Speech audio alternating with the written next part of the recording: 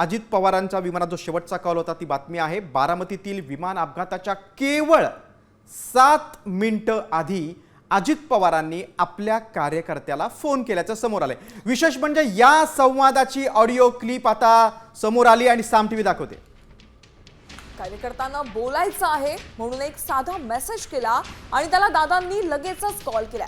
कुणाला कॉल केला, यात नेमका काय संवाद झाला, कुणाविषयी दादा बोलले आणि अखेरच्या संवादातही दादांनी आपली ठाम विचारधारा आपल्या कार्यकर्त्याला कशी समजावून सांगितली आहे त्याचा हा लेखाजोखा।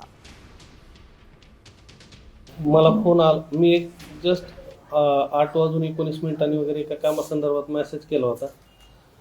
त्या मेसेज जेव्हा आय थिंक विमान वरती असताना रेंजमध्ये जेव्हा तो लँडिंगसाठी जवळ आलं, रेंजमध्ये मेसेज मिळता लगेच फोन केला। म्हणजे ते कामाची तत्परता आहे की अगदी विमानात असताना सुद्धा किंवा माझ्यासारखे फार काही इम्पॉर्टंट नव्हतो मी किंवा त्या लँडिंगच्या टायमिंगला मला फोन करावा किंवा काय, पण तरी प्रत्येक मेसेजला फोन करण्याचं किंवा प्रत्येकाला रिप्लाय देण्याचं त्यांचं जे स्वभाव आहे त्याच्यानुसार त्यांनी तो लास्ट कॉल 8:37 केला। अरे बाबा, दिगंबर दुर्गाडे गेले अनेक वर्ष माळी समाजाचा माणूस, अख्ख्या जिल्हा बँकेचा चेअरमन मी केलेला आहे, अख्ख्या जिल्हा बँकेचा।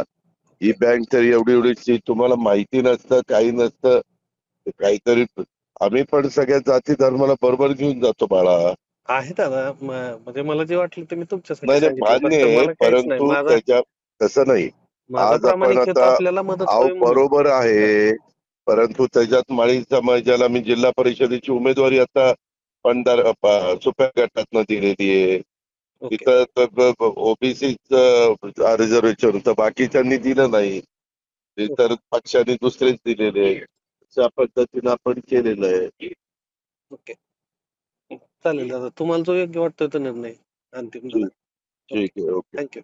खरं तर दादासारखा मोठा नेता होता, माझ्यासारख्या कार्यकर्त्यांना त्याच्यातून मेसेज द्यायचा होता की अजितदादा हे महाराष्ट्राचं फार मोठं व्यक्तिमत्व होतं, हा माणूस जातपात न मानणारा होता, जातीपातीच्या पलीकडे जाणारा माणूस होता, हे त्यांचं स्टेटमेंट होतं। आणि मला वाटतं तोच विचार दादा त्या ह्याच्या कॉल रेकॉर्डिंगमधून त्या कार्यकर्त्याला समजावून सांगण्याचा प्रयत्न करत होते की बाबा अशा प्रकारच्या वेगळ्या जाती जमातीच्या लोकांना मी वेगवेगळ्या ठिकाणी संधी देत असतो। आणि त्यामुळे माझ्यासारख्याही सामान्य कार्यकर्त्याला दादाने जिल्हा बँकेवरती इतकी वर्ष संधी दिली